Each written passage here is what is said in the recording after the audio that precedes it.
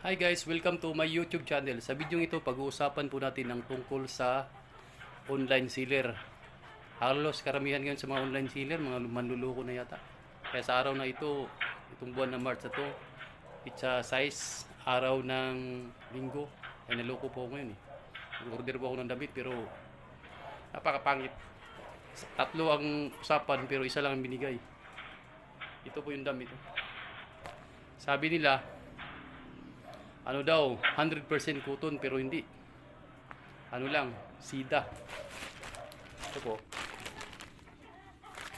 At saka kayo dyan, yung nagbabalak na mag-order sa online seller, huwag nyo nang ituloy. Punta na talaga kayo sa store talaga. Kasi wala. Hindi natin maasahan pagdating sa ganyan eh.